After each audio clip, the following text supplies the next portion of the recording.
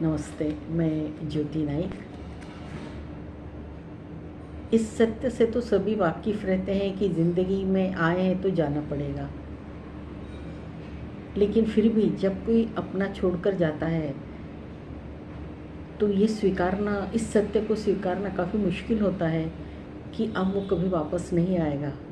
अब हम कभी उसे नहीं देख सकेंगे या हम कभी उससे बातें नहीं कर सकेंगे।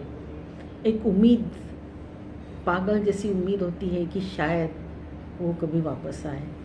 इसी के ऊपर रचना है, शीर्षक है उम्मीद। आज मैं तुमसे एक बात कहना चाहती हूँ। तुम गए, लेकिन मैंने आज भी उस मकान को नहीं छोड़ा, उसी में रहती हूँ। जानती हूँ अकेली हूँ, लेकिन फिर भी इस उम्मीद में वहाँ रहती हूँ कि शायद यदि तुम कभी वापस आए तो तुम्हें मुझे ढूंढने में तकलीफ़ ना हो। मैं आज भी उस खिड़की को खुला रखती हूँ जहाँ से तुम्हारे जाते वक्त मैं तुम्हें खिड़की से अलविदा कहती थी, इस उम्मीद में कि शायद उस खिड़की में मुझे खड़ा देख तुम मुझे हंसकर अलविदा कहोगे, या मैं जब तुम्हें कहती थी जल्दी आना तो तुम हंसकर कहोगे हाँ अभी आता हूँ। मैं आज भी वो ही तराने सुनती हूँ, वो ही तरानों में, उन्हीं तरानों में खो जाती हूँ जिनमें तुम खुद को खो देते थे। शायद इस आस में कि जब मैं इन तरानों को सुनूंगी तो तुम जहाँ कहीं भी होगे भागते वापस आओगे उन तरानों को मेरे साथ सुनने। मैं आज भी वो सुगंधी चाय पीती हूँ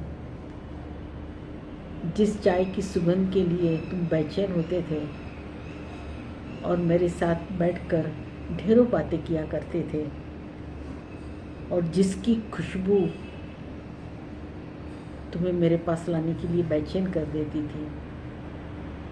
तन्हा उस चाय की खुशबू के साथ बैठती हूँ इस आस में कि शायद तुम जहाँ कहीं होंगे ये चाय की खुशबू तुम्हें वापस मेरे पास ले आएगी।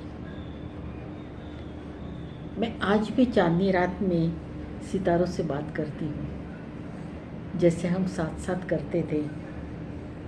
लगता है कि शायद यदि तुम कहीं सितारा बनकर ऊपर होंगे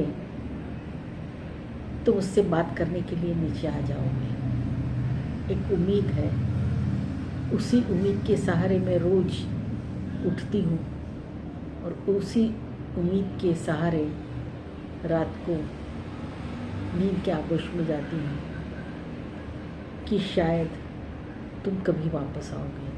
धन्यवाद। ये उम्मीद ही आदमी को जीने की प्रेरणा देती है, और ये उम्मीद वास्तविकता में तो कभी होती नहीं है, लेकिन हाँ यादों में ये उम्मीद हमेशा बनी रहती है और हम उस गए हुए व्यक्ति को हमारे पास महसूस करते हैं। आपको यदि ये रचना पसंद आई तो सब्सक्राइब कीजिएगा, कमेंट्स कीजिएगा, मुझे अच्छा लगेगा। धन्यवाद।